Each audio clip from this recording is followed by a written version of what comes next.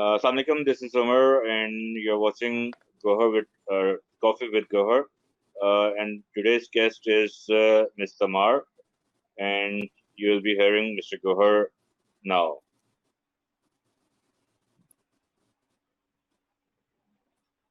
Assalamu alaikum Over to and you. very good evening to all of you. Assalamu alaikum and very good evening to all of you. And this is the first test transmission of the GS Master class. So we will be doing lots of trainings, lots of talks, and subject matter from all over the world. Experts from all over the world bringing and sharing their wisdom, 6 plus fingers. My guest is Tamar Tako from Georgia. How are you? Hello, Gohar, and hello, our audience. Nice to be here again and to meet people online and to conduct this master class. This is a great pleasure for me. We still are in the COVID period. Some of the countries are on post-COVID period. In our country, the lockdown of the country is over because we have only few cases in a day, and the most of the people are already recovered, and we are going back to offices and to normal lifestyle. It's a little bit normal, but it's also unusual from our ordinary life, and we are coping with it. I want to introduce also our today's topic is recruitment and selection during the COVID and post-COVID period, which is where I think will be interesting for our audience because there are also new challenges in the world, in every country, because we are conducting all this process electronically now, or trying to have some social distancing, and some tools are no longer effective during this period of time, and I would like to talk about it. Mr. Gohar, do you have some questions? Or I can continue. Yeah, please. Yeah, please, Tamar, you start with your lecture, your talk, and I will have a seat on the screen, my laptop screen, as some for clarity purpose. Please welcome and please. Okay, so now we are the part of a so-called gig economy. When everything is flexible, we are more flexible in this period, and it's also interesting to know about the international reviews and international researches, which professions are at high demand at this period of time. Of course, there are physicians, doctors, nurses, registered nurses are in scarcity. In my country, for example, we had lots of registered nurses and medical personnel, but I know that in the United States, in European country, in Arabian country, there is a scarcity of medical personnel, and as the trend is changing, and we are going to have maybe the second wave of COVID pandemic in the future, these professions will be in high demand. Also physiotherapy, we have also the web developers, web architects, which are in high demand because we have the need for the new softwares for electronic communication, which is also in high demand. Statistics, analytics are also in high demand. Lecturers, professors, and experts who can work just remotely, and lawyers also.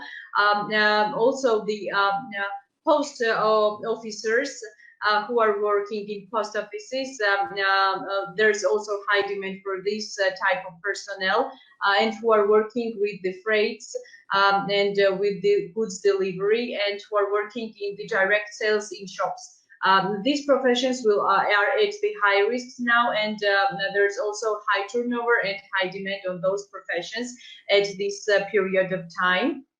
About our new challenges and about our recruitment and selection process, I would like to add that And nothing starts without the strategy in the organization. And when I also, as a human capital specialist and executive, I'm joining the company, they're always asking me about the strategy. But I'm asking whether the company has its own strategy, its own action plan, and I'm drafting and adjusting the respective plan according to this. And major HR plan and strategy is built on the recruitment and selection, because we as HR professionals are making so-called gap analysis. If we know that company is going to one direction, is going to expand, for example, internationally, we know that we should open new branches, and we are looking at internal resources. It's like resource analysis, gap analysis, and we're looking at the gap. Which kind of gap we have? That depends on it. If we are able to find internal resources within the organization, that we are not continuing with the recruitment and selection process and are using all the internal resources, but mostly we are looking for the new talents, for the new people, and are drafting our recruitment strategy accordingly.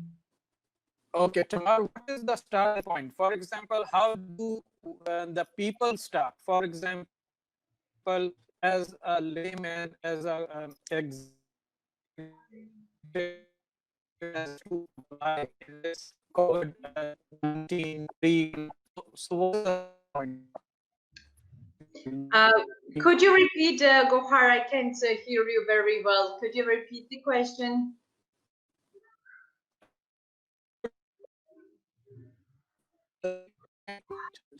Should they start from web surfing? Should they go direct website companies upload their CVs? How they do that?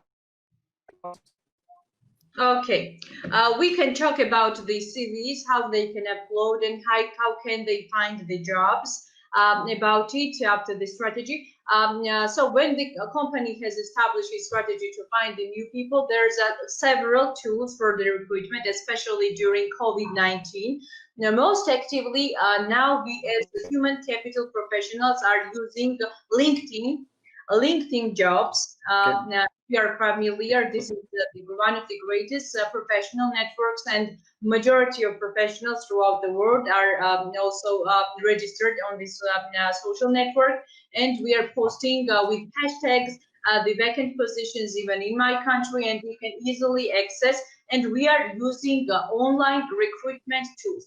Every company, mostly even in my country, are having their own recruitment, for example, a career page.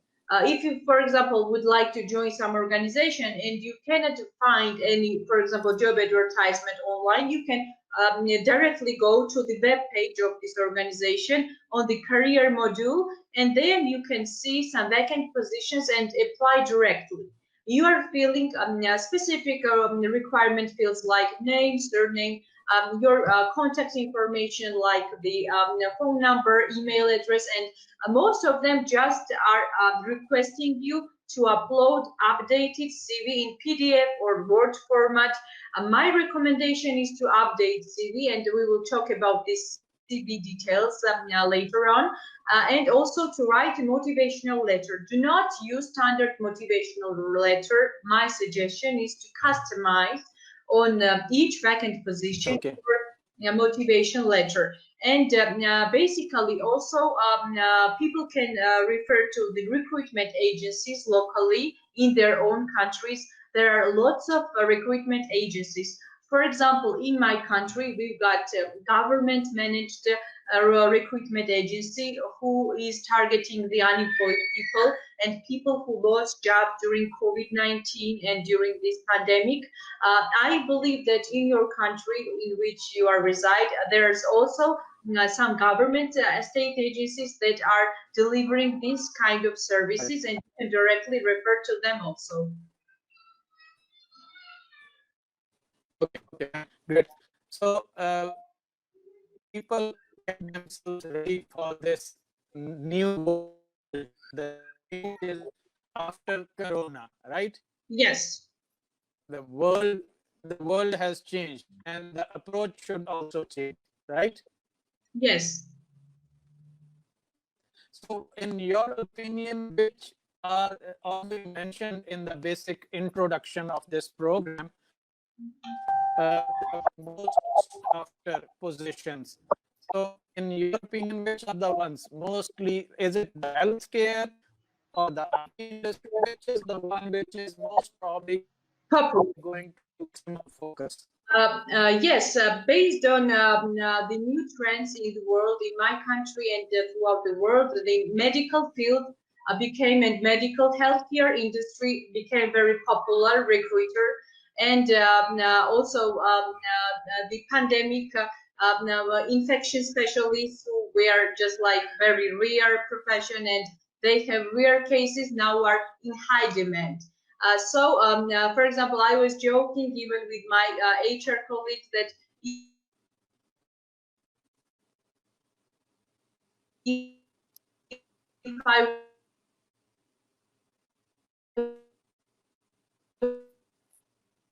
will have to continue their medical. Those fields are in high demand, like information technologies and medical industry. Basically, I think that hospitality industry has suffered the most, as we know.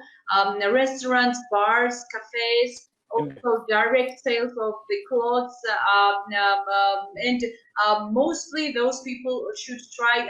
I suggest them to change their profession to develop their other skills, like, for example, e-commerce skills, and to try to, for example, learn some or even become a registered nurse. It will be more productive for them and easy to find job than in their industry. Because now the reality is that in the work, maybe the tourism will not open, and the hospitality management will not open at least 1 year, and they maybe even the most popular hotels and restaurants will be closed in the nearest future. This is our reality, and some of them are even announcing the bankruptcy, and some also the retailers of the cloth retailers, producers, and the reality will change. And I would suggest to, for example, develop e-commerce skills, communication skills, because the hotlines will be in demand also at the same time. Also, medical field will be very important. And if you do not have the high medical education, you can, for example, try to be a nurse at least. These are my Okay. comments. This is, yeah, this is very good, because what you have just said, that the healthcare sector is going to get the most attention, and maybe the infectious disease area is going to get most focus. Right now, we have this sector, the healthcare sector, overstretched, and it is under a lot of stress because of so many COVID-19 patients in the hospitals. And we are all over the world struggling with providing the best healthcare, in spite of the best infrastructures in Europe and America. What we see on the television is very, very discomforting, and people are not getting the health care, the basic health care. And the doctors and the paramedics are also exposed, because there are no PPEs, and they are working for hours and hours, long working hours. They are exhausted, and they are very much pissed off also, because they are seeing deaths every day. In their eyes, people are dying, and people are not recovering, and then they are on the ventilator. So this is definitely a very sad but bitter fact of life. So what have you seen as a person when in Georgia you have been associated with the American hospital? If I just ask you a side question, what have you seen? Like, how was the government response and people response? Because what we have seen in Europe and in America, the people are very much, I would say, not taking it seriously. People are not taking it as a serious pandemic, and they are taking it like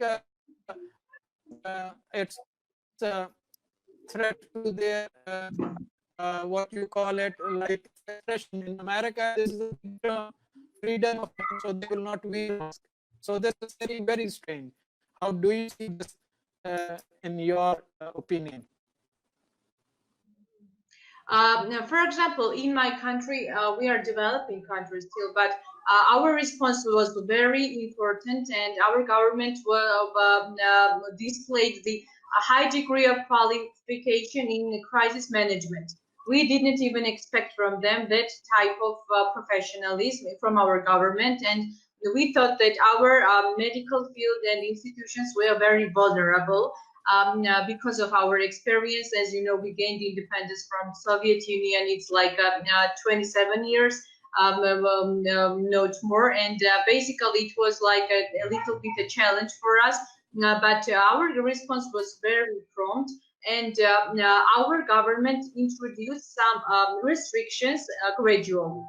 We restricted everything gradually. It means that, for example, first of all, we locked down our airspace. We then restricted, for example, in public areas, being the gathering of people gathering, etc. And also, we specified the disease control centers throughout the country, trained the nurses, trained the doctors, provided specific guidelines and protocols for the treatment of the patients, and used methodology that was used in Europe.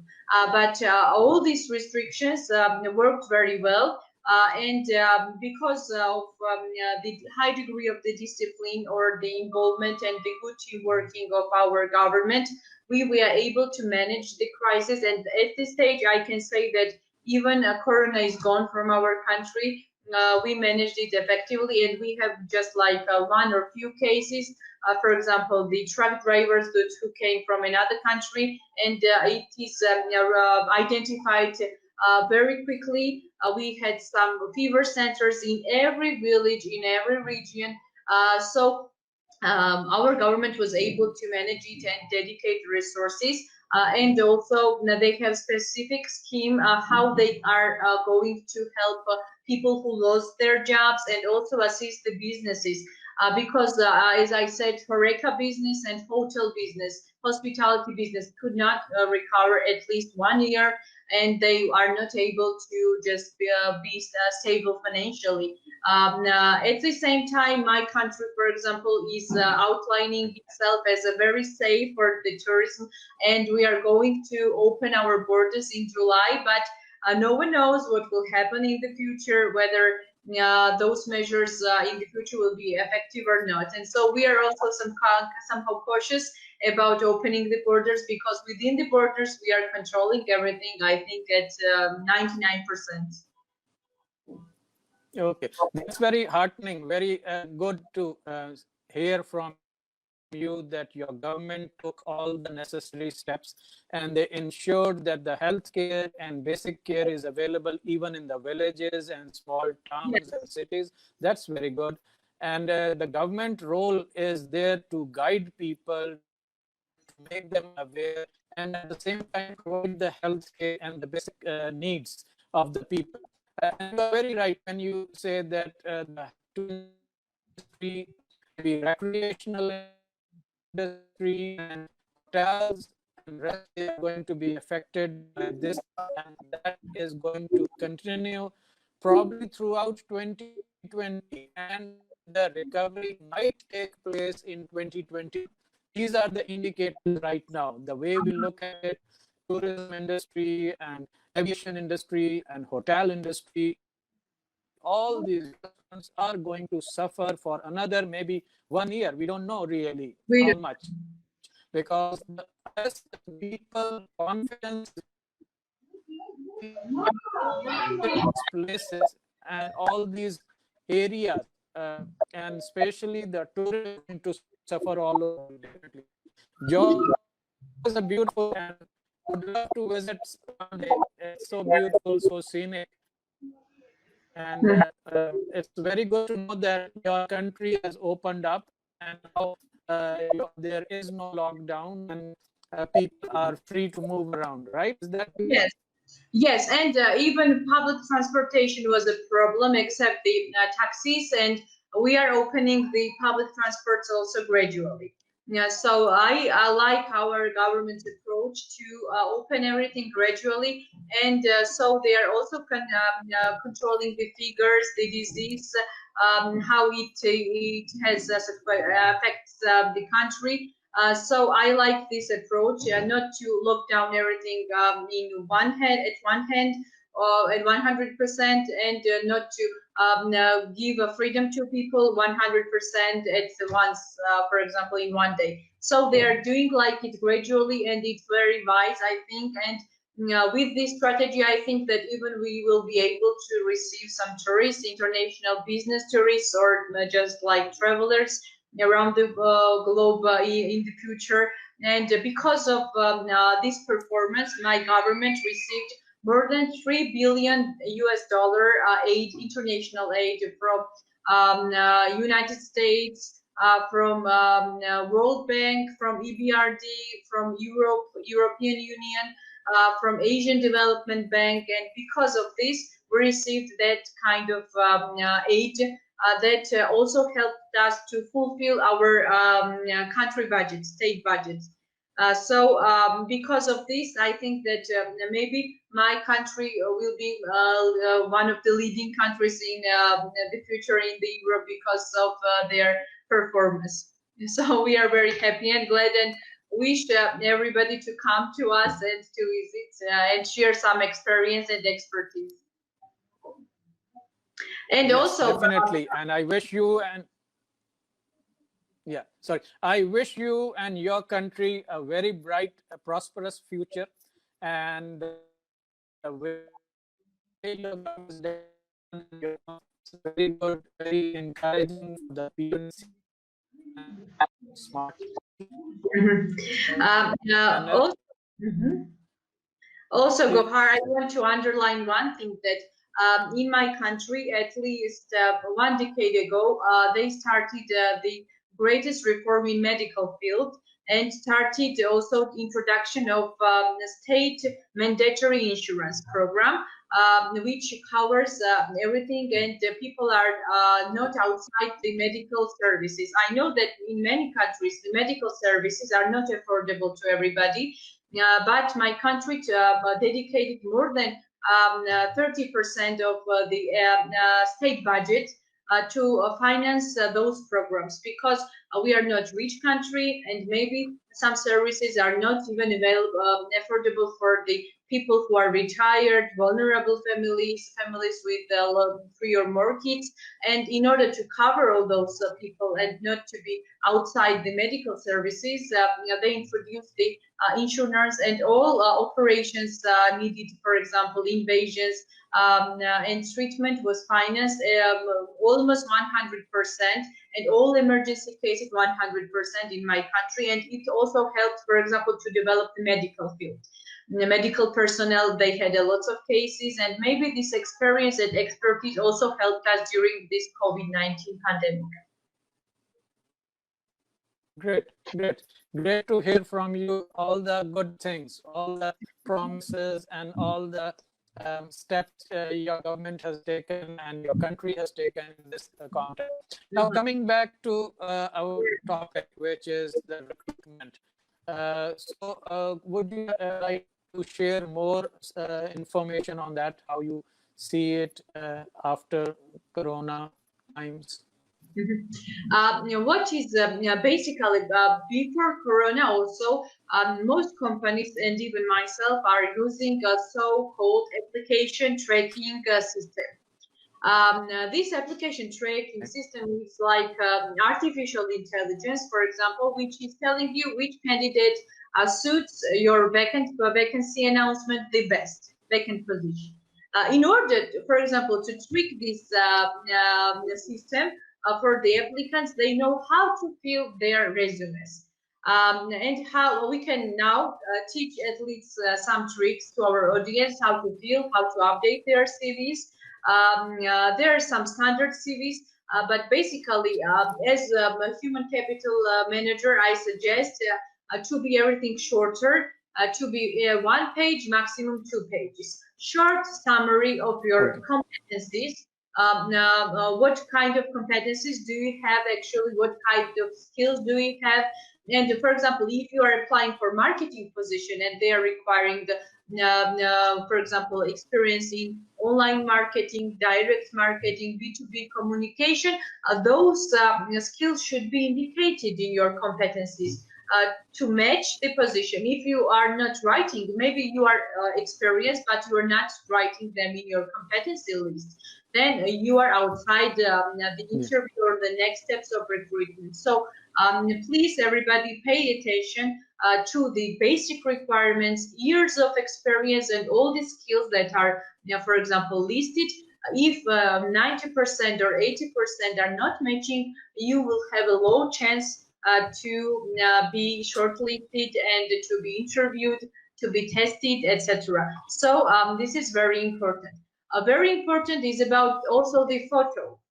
Some positions announcements are requiring photos, but I've my more than 13 years of career in human resources and human capital management and recruitment, I saw lots of very weird photos of people. Even they are, for example, some subject, and you can imagine when the subject sends the application and it's not a human or just like person. Maybe even there's a popularity when people are sending photos from their weddings with their husband or wife, and you could imagine who is sending actually the CV. For example, So when they are meditating, when they are praying in front of church or temple, we are seeing lots of very weird photos. Especially when somebody is sending on assistant position, for example, assistant, executive assistant to CEO or some deputy director. Basically, there's are females, and they are trying to send very attractive, very open CVs, maybe with the night dress or just like cocktail dresses, etc. So it doesn't really work, believe me, because CEOs are not your resumes. So it's important. exactly. Keep it professional. If you are going to send a CV with the photo, try to be professional. Try to use some suit. To be just like with the minimum of makeup if it's lady, or just it's men just like with the good looking appearance. At least it's not important to use some Armani or Louis Vuitton or the Boss, so it doesn't really matter to be just like in pastel. Because somebody is like putting everything he or she has to be very attractive, say that pick me, but it doesn't really work. And my suggestion in my country, for example, we have photographers, professional photographers that are not so expensive, so everybody can afford to have at least one professional photo. And if you are going to send, for example, this type of CV, hire this photographer, refer to them, and they will assist you. But I do not suggest to send CV with photo. With photo is a high degree of discrimination. Because somebody maybe doesn't like the color of your hair, color of your eye, your appearance, maybe the skin color or something. So I suggest to avoid sending resume, your CV with a photo. Because most of the people are still discriminating, unfortunately. But if it's required 100%, then refer to professional one. And also sometimes people, for example, 10 years ago, they were very attractive, very handsome, and they're sending CVs with old photos. Try to use photos at least like 2 or 1 year ago you took and you liked yourself. Because I had also cases when there is a very handsome man, for example, very attractive, and then comes some old guy, and I'm just wondering whether he was. Yes, we are just very surprised in the recruitment process. The recruitment committee members are just like gossiping. Well, who is he? We can't recognize him, etc. So it is very important. Yes. Yes, you are very right, because this is your resume photograph. It's not your Facebook photograph. And so it has to be well. It has to be in a studio setting with a dark background, probably with proper suit and something, rather than making it too flashy as if doing for a disco party or you are in a wedding or something like this. And the background should not be cluttered. It should be clear, crystal. That is, I advise, because hundreds of people for my various projects. And what else is that people is doing that they are using all sorts of pictures. They are using weekend pictures. They are with their friends. They crop one picture, but the background and everything does not match. As if you are applying for a position of a senior assistant, and you are putting up a picture which is very flashy. They will not accept resume even. They will not read it even, because you have misconveyed your first impression, right? Yes, yes, of course. And first impression, of course, we know everybody that is very important. This is, has like a halo effect that from the first time, if somebody likes you very much, this is 100% your success story with this organization. Or doesn't like this, the Ford effect that can also be misleading. So we should try to impress with our resume, because this is the first step of communication with the potential employer. You want to be the part of this organization, of this team. And now prior also the sending the CVI suggests some kind of corporate spying, to become a espionage, so-called, to become the spy, and to at least research some information from your friends, relatives, or Yes. some professional network who are working there. Because sometimes company has a very good branding, and you are imagining that their working conditions are very good, atmosphere, climate, and culture, and you are imagining that you will have this type of situation. But in majority of cases, unfortunately, the reality is quite different. And maybe you are not going to be the part of this organization, and do not waste your time. And prior to sending CV, make at least some kind of research. For example, ask your friend, visit their website, review their social activities, what kind of organization they are. You can even search, for example, the C-level people's LinkedIn pages, Facebook pages, to see what type of people are really working. And maybe you are not feeling comfortable to be with that.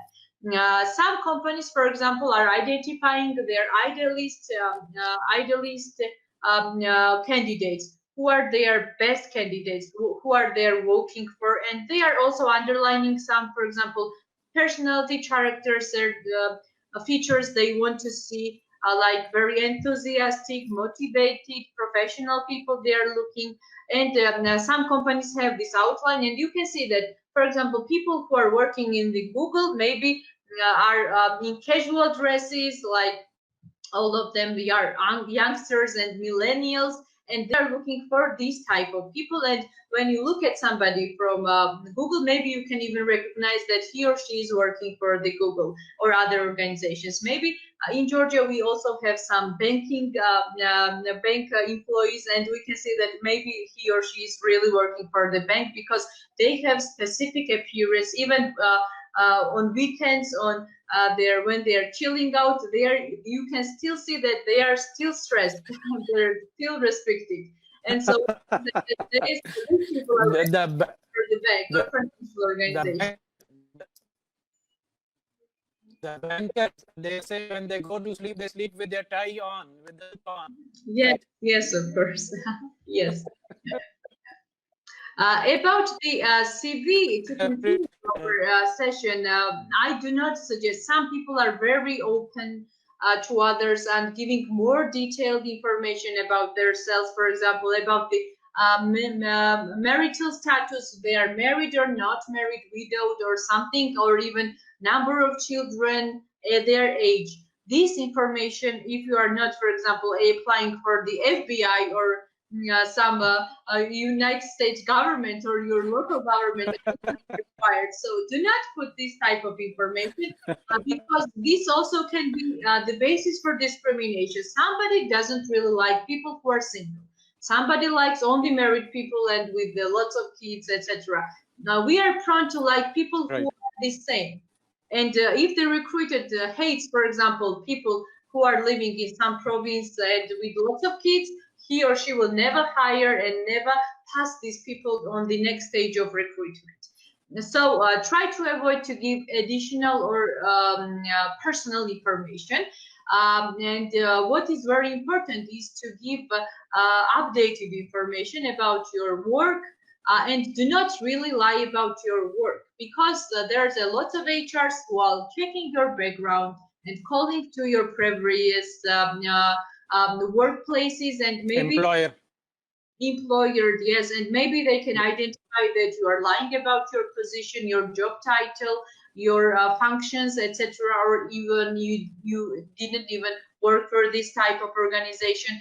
And do not think that for example, nobody will know that if you are moving from one city to another, that somebody will check the previous city, your previous employers. And in 21st century, everything is accessible. We have social networks. It's easily to access companies, access people. So try to not to lie on your resume. This is my suggestion. And also, we as human resources managers have so-called blacklist.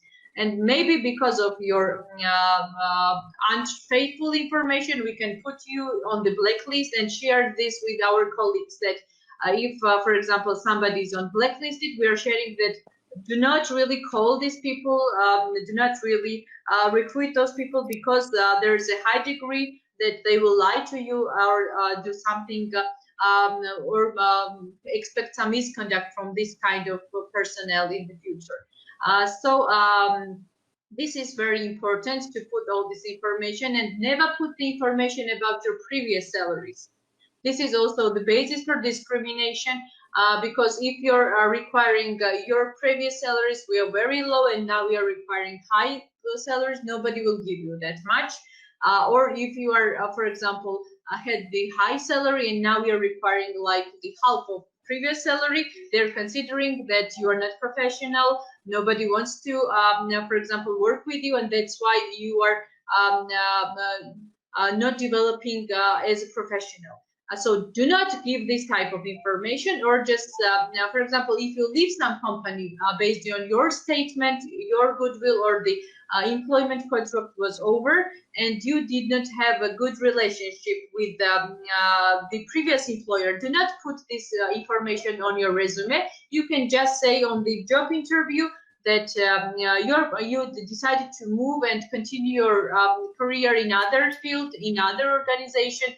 Never say bad things about your previous employer, because me as very important, yes, me as a future employer will consider that if you are leaving, if you do not like us and go to another company, you will say a lot of bad things about my company. Why should I really hire you? And somebody are just like chatting with you as they are your old friends or natives or family members, and saying every detail, every bad thing, everything, every weakness of the previous employer. And now when I'm hearing this from the applicant, I never will hire this type of people, because I know that maybe they will find something in my organization and distribute this information in a wrong manner to my competitors, etc. So it's not corporate style, and doesn't mean that if you are terminating something and starting new, you should say bad things about your previous employer, whether maybe they're bad, but take some boundaries and keep some boundaries in this sense. Very, very valid and very useful comments you are giving. Very good tips you are doing for the people who are thinking of applying, that these are the basic things you should not do in any case, right?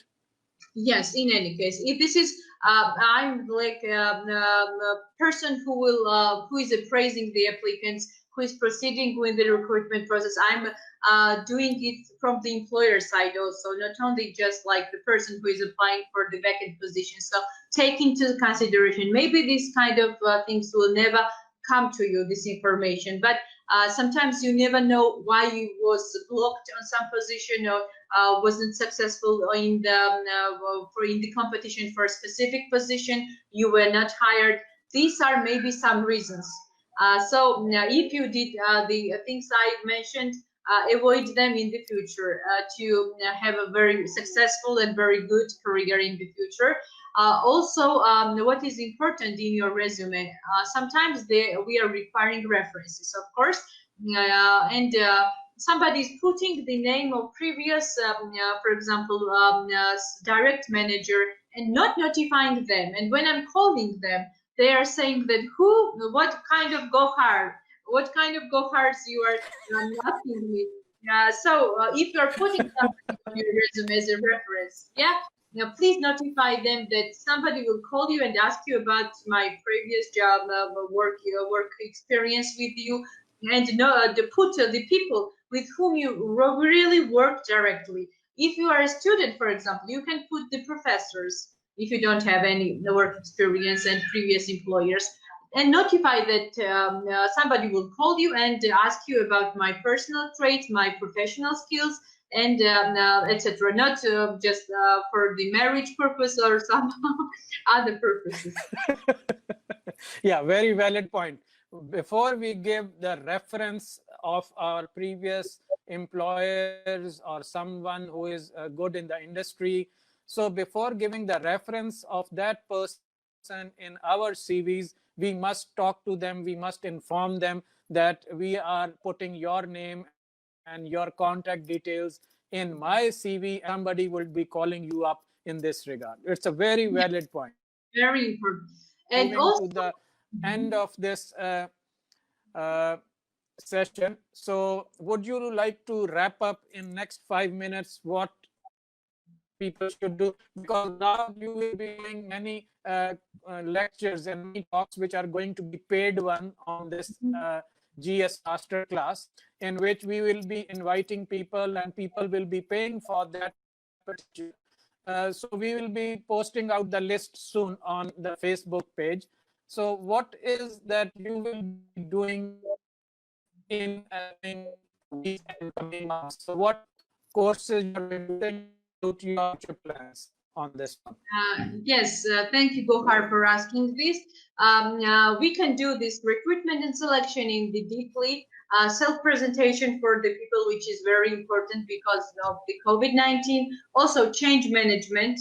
I'm doing the change management courses and how to make changes in the organization, how to draft the organizational charts, how to assemble the organizational internal business processes and procedures, which is very important for the companies. Also, how to establish internal documentation, human capital administration, HR administration. I'm doing the courses on it. Also, about performance appraisals. I'm doing the courses about the performance appraisals, about the KPIs and how it's linked to the strategy of the organization and strategic human capital management. I'm doing about the also the professional development, how to develop people, professional skills, how to assess, how to define their personal development plans within the organization, and how to manage the talents in the organization. So there are lots of things that we can also share with them. And also, I'm doing courses on communication, team building, and assessment of the team and assessment of the teams. I'm doing about also the services, body language. So that's are lots of things that are related also to the HR, and HR is needed for everybody, not only for the management of the organization, but also the employee to understand why she or he is promoted, demoted, motivated or not motivated. And also, I'm doing courses related to the performance appraisal and motivation and job satisfaction of the employees, how to do it, how to manage it. And if you are the manager of the middle organization, of the huge organization, you should also know what are your employees are doing in the organization, what are their expectations, Are they satisfied or not? If somebody is only smiling to you, it doesn't mean that he or she is satisfied with the work, with the payroll, etc. And how to manage their motivation. Great, great. It's a very exciting list of topics you will be covering in the coming weeks and months. And people would be definitely interested in joining these courses, these talks. And I wish you all the best and wish Thank you you all the very best much. with GS Master class. And I wish you all a happy summer and beautiful country, Georgia, and its people all the best. Thank you very much, Tamar Thank Tako. And it was a pleasure to have you on Coffee with Gohar once again and part of the series you very much. GS Masterclass. Thank you very much. Thank you very much. Gohar, bye.